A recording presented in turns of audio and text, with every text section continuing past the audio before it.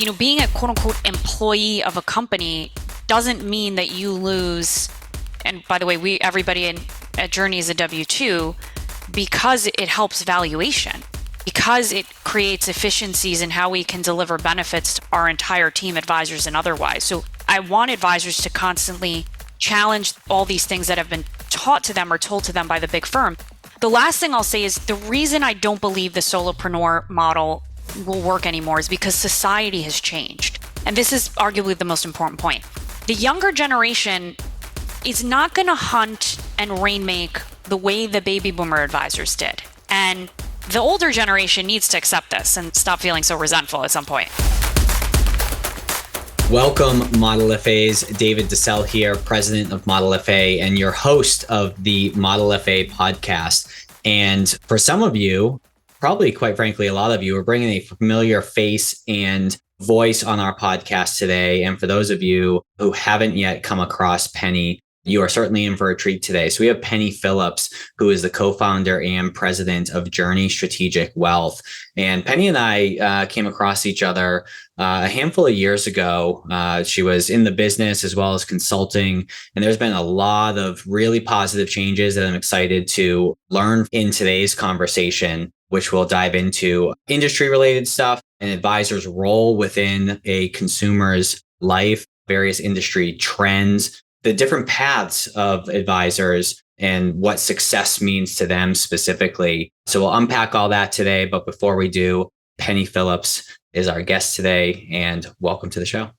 Thanks for having me. We finally made it work. Finally made it work. I think this was like a year and a half in the making. Yep. Got to put a brief face to the name in person in Salt Lake City at the Riskalyze conference. So it was good to see that we're both actual real humans in real life. But excited to unpack some of these things with you today, Penny. But before we get into the specific topics, I'm curious to hear and to share a little bit about your journey of how you got into the business and what some of the steps were along the way that ultimately got you to where you are now.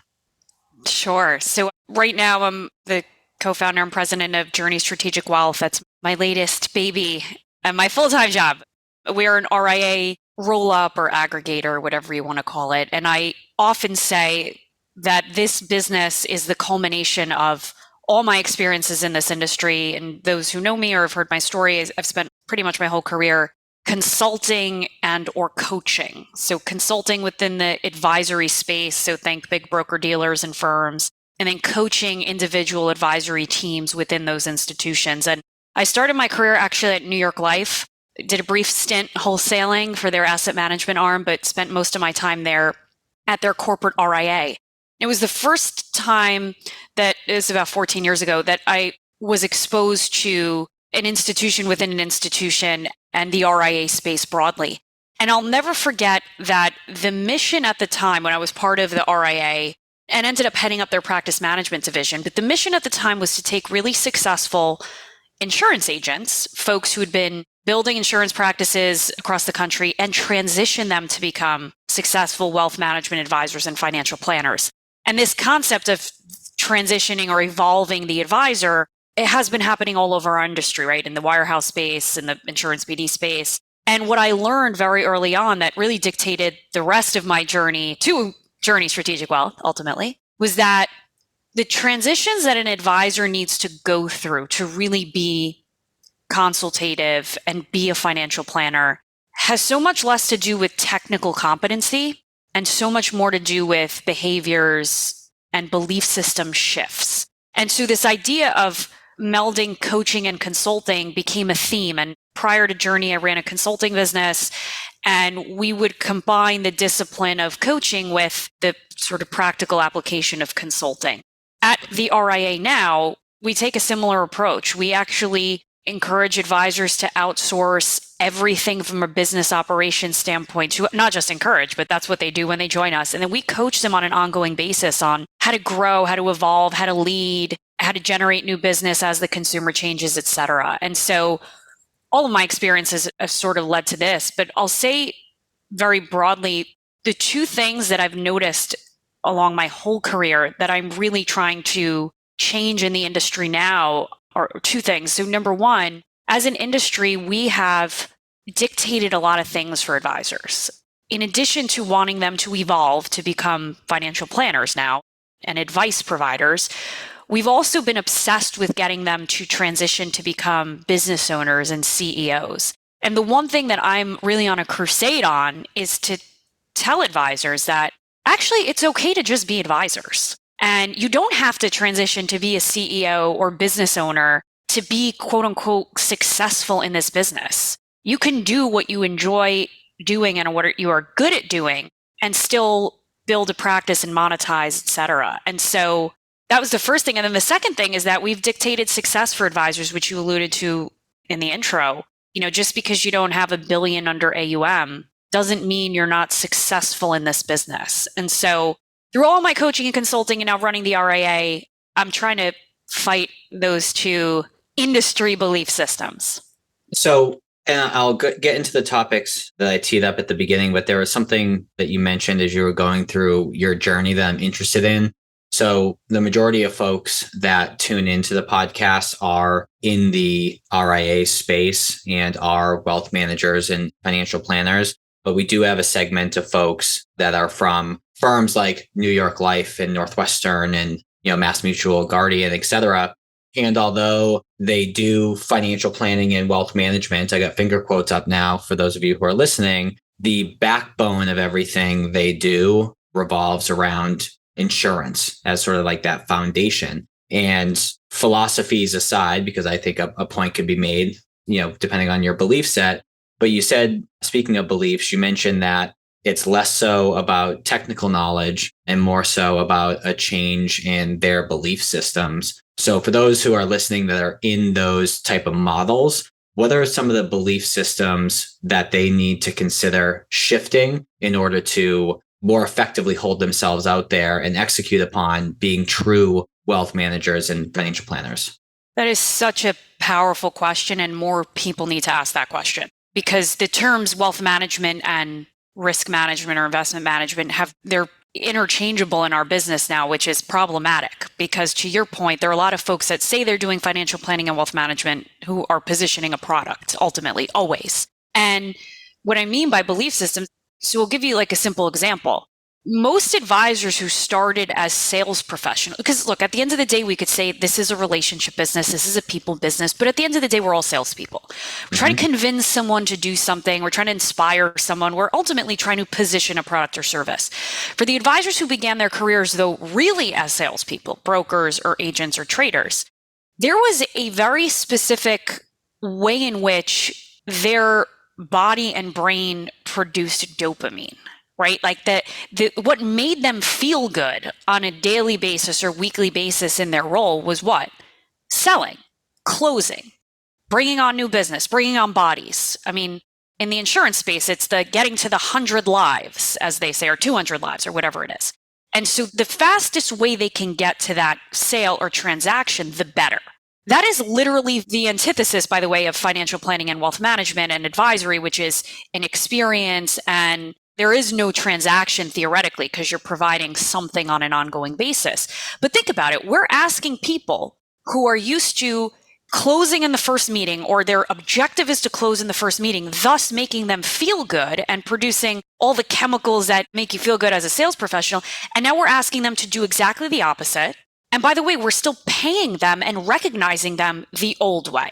Mm-hmm. So my point when I was consulting a lot of these institutions was, like, if you're not willing to fundamentally understand psychologically what is different when you're a wealth management advisor, meaning there's delayed gratification, the recurring revenue model, charging fees on an ongoing basis feels very different than getting paid commissions up front. The idea that at the end of the day, we're entering into engagements completely objective, meaning we don't have a preconceived notion about what the end result is going to be for the client, which is wildly different from selling a product. You go into every meeting knowing that you got to get the person in the conversation to end with the sale of whatever you're getting comped on, right? And so two major belief system shifts. Number one, our belief in what feels good and fulfilling on a daily basis as a professional in this business. And then number two, the whole notion around what our role is in the engagement. Our role is no longer to sell or be the knower of all things. Our role as a wealth management advisor is to interpret information and to let the client dictate to us what the challenge is and what type of solution makes sense for them. So it's a completely different business model and requires a different mindset to thrive in it. The last thing I'd say that's a major mindset and belief system shift is this idea that we are the most important person in the business. If you're running a sales practice and you're the salesperson, you are. If you're building an enterprise or, a practice that is going to endure after you're gone, you have to become less relevant to the business over time. And that concept is something that I think advisors really struggle with. And I understand why. We haven't helped them make that transition, I think. We're obsessed with the numbers and less focused on the coaching aspect, which is what we're talking about. I'm curious to get your thoughts just to stay on this, because I've had sort of this theory where, like the Northwesterns, New York Lifes of the world, where we spent a lot of time, I would argue some of the best sales people are at those institutions. And when I initially got exposed to the independent space, and, at Northwestern, as an example, people are getting 20 referrals a week, and I go to the independent space and they're maybe getting 20 referrals in a year. I'm like, what is going on? If we average the two together, it would be fantastic. But I think that you hit on a couple points where there's obviously the belief system change, but also these larger companies, their incentives need to change as well to incentivize the proper activities for them to actually build a wealth management practice and not just an insurance book of business. But if you can take someone who's as good at sales as those folks are in the insurance space and build a team around them with complementary skill sets, I feel like those firms would absolutely crush the independent space as it relates to client acquisition. But there's a disconnect between what they want them to do, what they're providing them, and how they're supporting them. And I see your head shaking. My head's going to fall off from shaking so much because you nailed it. And this is a real conversation, by the way. In the industry, I think we shy away from the reality of what goes on. And I will tell you, having consulted in the insurance, across all the insurance broker dealers, and part of why I left that space and left consulting was because I didn't feel like firms were committed to the deeper work that needed to be done to enact change. And you just touched on it. And when I launched Journey with my partners, the advisor that I had in mind, the advisor we built the business for, was the ex Northwestern Mutual advisor. I'm just going to be completely honest with you. Why? Because of what you just said. I've never, across the industry, across channels, the insurance space broadly, but I'll say Northwestern Mutual almost specifically, some of the most incredible salespeople, but I would say more than sales, relationship builders that I've ever met. Tenacity, just unbelievable grit and tenacity. And they have proved, I mean, if you know the Northwestern business, they have proved that they're actually so good that they've outgrown the system that bred them, which is sort of ironic. And what I say is, when somebody is skilled at selling a product that nobody wants at a time that nobody wants it, that is a good salesperson. But more so than that, the training at these institutions is just so, it's activity driven and it's focused and it's phenomenal. Now, ultimately, my challenge with these organizations were that you could say whatever you want. At the end of the day, the bread and butter of these business is the sale on insurance. And there were so many times where there was friction because, look, everybody's got to get paid in a broker dealer. Upper management, middle management, local leadership, and there were so many layers of people taking margin from the advisors' businesses that, at some point, if you're really being real with these advisors, you have to tell them, look, it doesn't make sense economically or from a monetization standpoint for you to stay where you're at. Like, in no way, in any situation I've ever looked at, did it make more sense economically for an advisor to continue to build in an institution that is backed by an insurance company? Now, I'm not saying everybody should leave, but what I'm saying is the facts and the figures don't lie. And the wealth management industry and pricing and costs and tech has evolved rapidly. And so I'll make this blanket statement. it's more expensive to run that business inside a broker dealer because you've got thousands of other advisors that the firm is managing to. You got pricing that needs to be baked in for everybody to make money. When you're out on your own, you can access a lot of these platforms and services at a much cheaper rate now. That wasn't true 10 years ago, by the way. It's true now. And so we built Journey for that advisor who doesn't want to run the business and is tired of hearing consultants at whatever insurance BD tell them, be a CEO, hire a lead advisor. Like, people are tired of that, I think. I was. So I want to offer a devil's advocate perspective in an effort to tee up our next topic. Yep. So one of the things, and we'll just continue to stay on the lines of Northwestern as the example. Some advisors want to go independent for a multitude of reasons, but for sakes of this example, because it's higher revenue for them, more autonomy to be able to choose the types of tech and platform and things like that that they want. It's much easier to exit that business and sell it than it is within a system like Northwestern. Whereas in Northwestern, it may be a little bit of or a lot of a lower payout depending on their stage based on how much insurance they sell, which is funny that Correct. Determines their investment payout. Yes. That's another conversation. But a lot of folks at Northwestern, they feel as if they're leaving a lot of money on the table when they were to leave. For example, things like their vested renewals, things like, I think the acronym was like PIFGIF, which is their fat pension plan, their deferred compensation, all these things that they'd be walking away from that may in fact give them security, make them happy, and that may be totally fine for them. So my point of bringing up that scenario, Penny, is in our intro call when we were starting to scope out the podcast, we talked about a topic around success means different things for different advisors. So I'd like you to spend some time kind of riffing on that topic and sort of outline some of the different paths that you've seen that still end with happiness along the way, just to help paint a picture that you could be over here, you could be over there, you could be doing this or that. That doesn't mean that you're going to be happier in one or the other. It needs to be in alignment with how you're wired, with the things that you want to accomplish. So I'll shut up and let you take that, but I wanted to tee that up for you.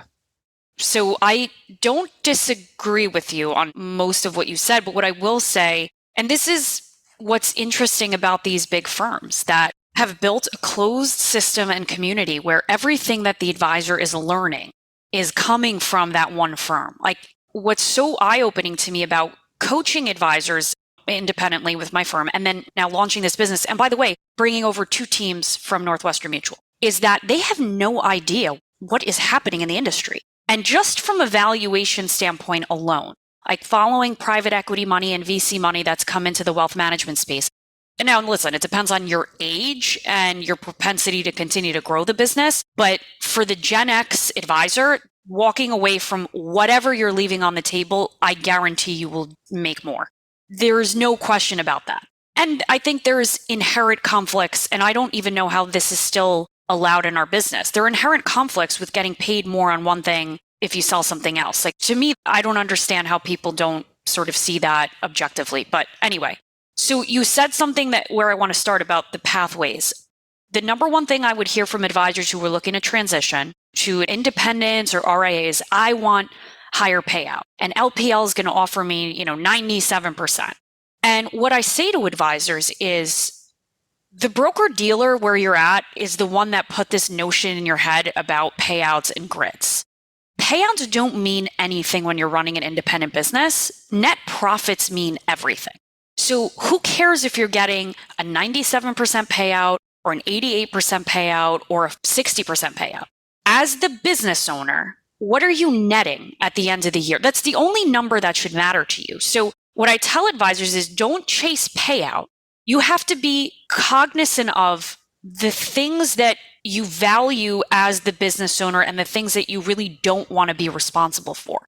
Because just because you go out to an independent BD or go RIA and now you're getting 100% payout, but having to run your entire business, and oh, by the way, you're now netting 30%, that's not going to feel good. And I've seen that over and over. Advisors will leave a insurance BD, they'll go to a independent BD, an LPL, Ray J Commonwealth, and they get there and they're like, wait a second, this doesn't feel that great. It doesn't feel that great because you just went from a broker dealer to a broker dealer, which means nothing about FINRA or compliance has changed.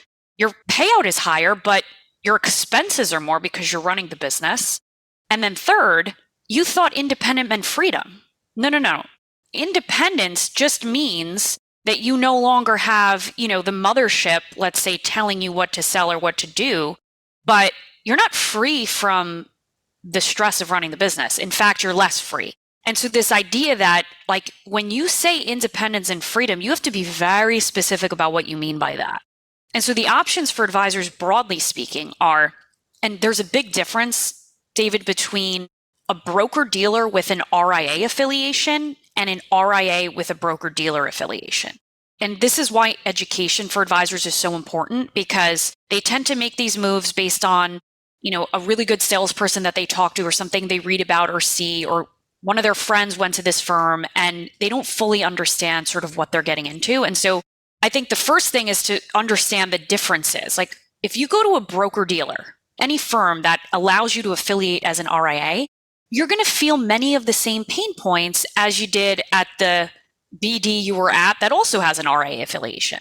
So if you really want to control your own destiny fully, make all the decisions, be regulated directly by the SEC, no longer have to deal with FINRA, moving to an LPL, Commonwealth, or Raymond James doesn't solve any of those problems.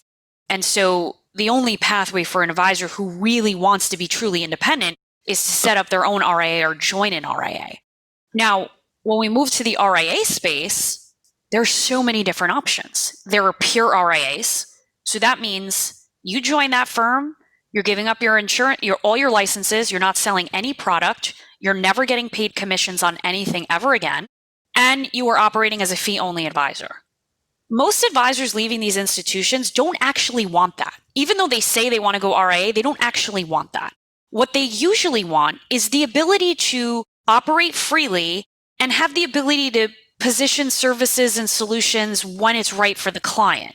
And so in many cases, that would be an RIA that enables you to do BD business when you need to. And there are a ton of different options within that realm. You can either join a firm like mine and have us totally do everything for you while maintaining equity and independence on your own, or you can join a platform where you're just using the RIA for certain pieces, technology, compliance, investment management, and everything else about building and marketing the business is up to you. So there's a ton of different options and it's overwhelming. And what I tell advisors is really simply, make a list of all of the things you want to be doing and having oversight over on an ongoing basis. And then make a list of the things you never want to do again. And get as specific as things like deciding when to replace technology. Because that's a very important piece of running a business that advisors often overlook. You go independent, you get access to great tech. Yeah, you're also responsible for deciding when that tech is no longer right for you. And what I'll say is the fintech space is moving at lightning speed. And so getting that specific is really important. Once you create those two lists, you can start to pivot. And I recommend working with an objective consultant to decide, okay, where does that narrow the field for me? So one thing that you sort of alluded to, but I want to riff on for a little bit is a lot of times advisors and kind of how the industry has shifted from what I can gather anyways, is a lot of folks would go from these larger firms, BDs, wirehouses, insurance companies, whatever. They'd go out, they would start it on their own and start their RIA or join a different company. But I find that a lot of the folks that have that oh shit moment, I'm actually a CEO and a business owner and I was just able to be an advisor at this larger firm, are now focusing on joining the aggregators, companies like yours. So what are you seeing or predicting in terms of industry shifts and changes on the horizon that we need to be made aware of? Without a doubt, it's this idea that we're playing off of, that advisors, first of all, it's expensive from a regulatory standpoint. It's complex to have all these solopreneur advisors out there, launching their own businesses. And, to some extent, you got to give the big broker dealers credit. I mean, they've built businesses where the amount of compliance stuff that they have to manage when they have 6,000 advisors, there's a lot going on there. So, but I think what we're going to see is the industry continue to consolidate, which we've seen. And because it's become so expensive and complex to run these businesses, we're going to see firms consolidate in the independent space to gain operational efficiency and scale. Like if you follow what's happening in the independent space, larger firms are either merging with or acquiring smaller firms. And the reason is twofold. Number one, it's because you gain price efficiencies when there's more assets. Like very simply, the custodians, the tech platforms, the investment management platforms, it's cheaper to do business when you're bigger. The other thing is from a valuation standpoint. One of the effects of a lot of private equity money coming into our space, because the recurring revenue model is so powerful, is that the numbers are favoring the larger institutions. So the valuation on a standalone, let's say $100 million business is completely different from the valuation on a $3 billion organization. We're going to see a continued movement to that. I think you're going to see this internally at firms like NM, and I think you're going to see this across the industry. We are going to be dominated by a couple of large firms where advisors are on salaries plus bonuses. And then we're going to see specialists specializing within different verticals of wealth management. So almost a reversion back to like there's the insurance specialists, there's the, advisors within these larger ensembles, and then we'll see a couple solopreneur advisors sprinkled in. But I think this idea that every advisor should be, a 1099 who can sort of run and build their own practice, if I had to predict the next, decade, I think that is, I don't know if it's going to go away completely, but the business will favor the employee advisor model where the advisor gets to be an advisor. So like me, myself, I prefer, and the way I'm wired is, listen, don't pay me anything unless I generate revenue. That's just how I've never had a quote unquote sort of, real job in like the early stage in my career where it was like, here's a salary, thanks for spending time with us. It's always been you eat what you kill type of thing. But one thing that I noticed at Northwestern is they'd bring in these, mostly young folks into the business that were really interested in financial planning. And unfortunately, they were first and really only exposed to the Northwestern model, which isn't for everyone.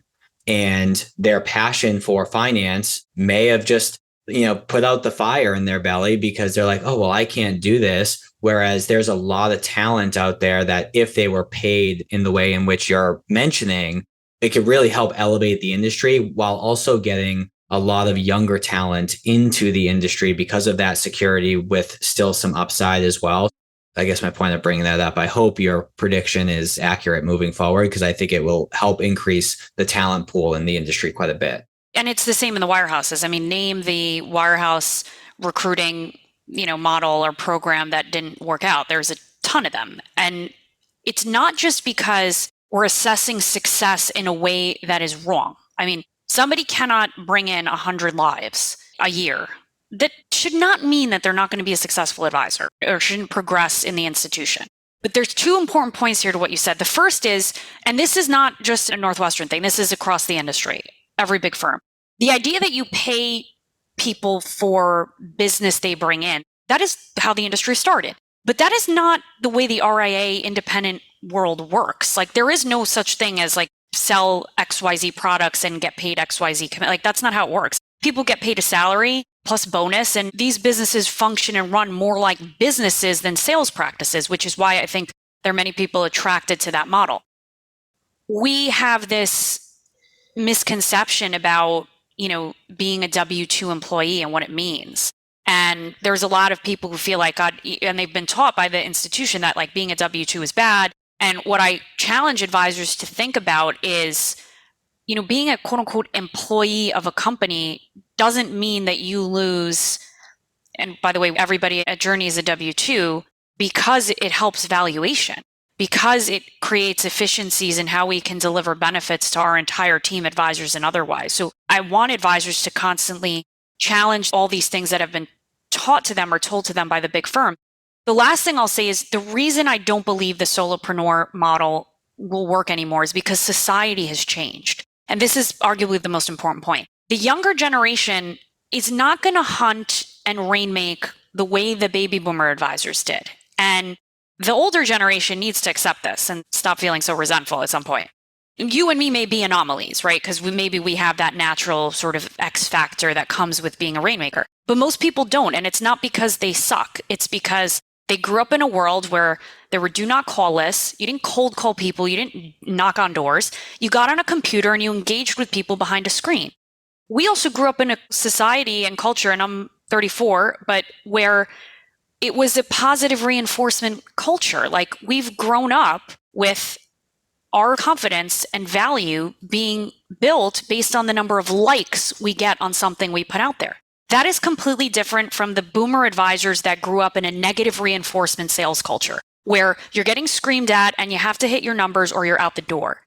It's two totally different societies. So you cannot expect to have people that can hunt and get after it with no blueprint anymore. And again, we may be exceptions, but it's not the way the majority of the younger talent has been raised. And so our expectations about what makes a successful advisor has to change. How has, and I feel like we could keep this conversation going forever, which I appreciate. But to start sort of wrapping this up, one of the final questions that I have for you is, just like you're saying, society has changed in terms of how to motivate, incentivize, people based on their upbringing. How has the role of an advisor changed in the life of the client? And how should advisors be positioning themselves in the client's life moving forward?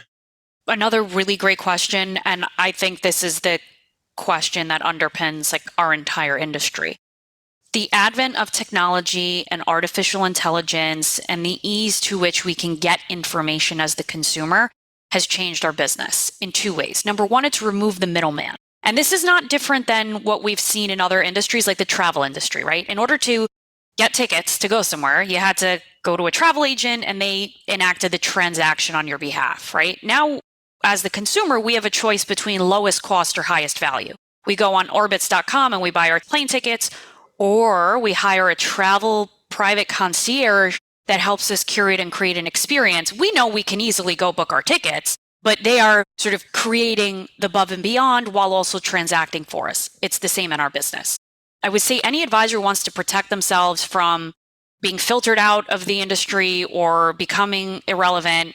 It's understanding and educating the client on the fact that investment management does not equal wealth management. The consumer equates what financial advisors do with picking stocks and what individuals are doing on Robinhood. Truly, like, most people in America still think that's what an advisor does.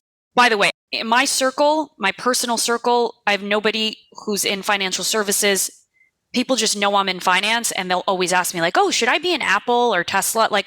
That's not what I do. But anyway, it's indicative of the way the consumer thinks about us. The reality is that is completely commoditized, right? It's been completely commoditized by robos. It's been completely commoditized, and it's an oversaturated space. And so the advisor has to educate the client on what wealth management means. Wealth management does mean managing your investments and transacting on your behalf when necessary, but it also means making sure all the pieces of the puzzle fits together. In other words, making sure that all the accounts that you have are working together cohesively to attain a certain goal. It's about cash flow and budgeting. It's about, I always say, life decision management. When you have a decision to make as it relates to your life that may have financial impacts, where to move, should I rent or finance, any of these things, that is what you go to a professional advisor for.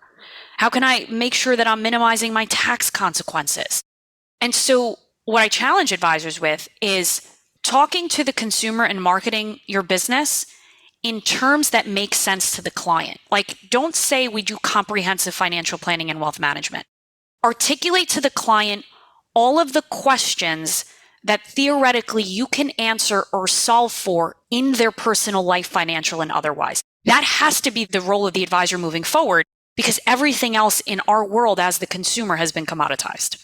I agree. And I think it shows the importance too of building up your personal brand, because again, the way in which society is changing, well, you talked about that in the sense of advisors moving forward, but society has also changed for consumers as well. And they're used to evaluating, gathering information, doing research before they set up a meeting, with someone. So to be able to be present and meet them where they're at, build a relationship with them in a leveraged manner through content as the example, I think is very, very critical, and build that audience of folks that in due time, they'll come over to you. Exactly. But you need to invest in that education up front. So Penny, before we wrap up, one thing that I do ask all of our guests, and if this is your first time listening to the show, one of the things that we ask our guests towards the end is a book that's had a big impact on them. I find similar to the scenario that you shared with Northwestern in terms of keeping walls up so advisors don't really see outside the industry. Even within our industry, I feel like we can get stuck in our industry, and there's plenty of books and podcasts and other resources that are complementary to what we do that we can apply.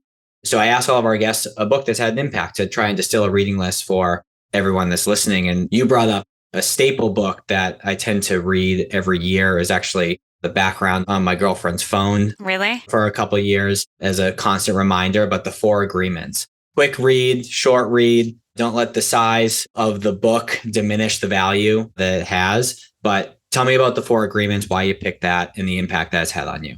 Yeah, I could have gone with any practice management book that I've read, but to me, this was the most that has stayed with me the longest, and it's something that I think about on a daily basis. The Four Agreements essentially is basically about, I consider it a self-improvement and leadership book. And what it really does in a very simple way is it gives you the answers to the belief systems that you have to shift about yourself, your place in the world, in order to become a better leader in life and in business. And understanding that things that happen are less with someone else in a relationship, personal or professional, is less about you and more about them. I think it really helps people become objective and free themselves of the biases that they have that sometimes hinder their growth as a business owner and leader. It's a really, really good book. Yeah, and it's short and sweet. You can read it once a year as a constant reminder. Well, with that being said, Penny, if I'm listening to this show and I'm intrigued and I want to connect with you, I want to stay in touch, I want to check out what it is that you're doing, where can I go and find you? Sure. I'm very active on social media, as you know. So you can find me on Twitter at Thrivos LLC. That's my old company. I'm on LinkedIn, Penny Phillips. I spend a lot of time on LinkedIn. And you can just Google my name. You'll find Journey Strategic Wealth and shoot me an email. I love talking to advisors. So happy to continue the conversation. Awesome. Well, Penny, thank you for joining. And I'll look forward to hopefully seeing you in person again soon. Yes. Thanks for having me. Take care.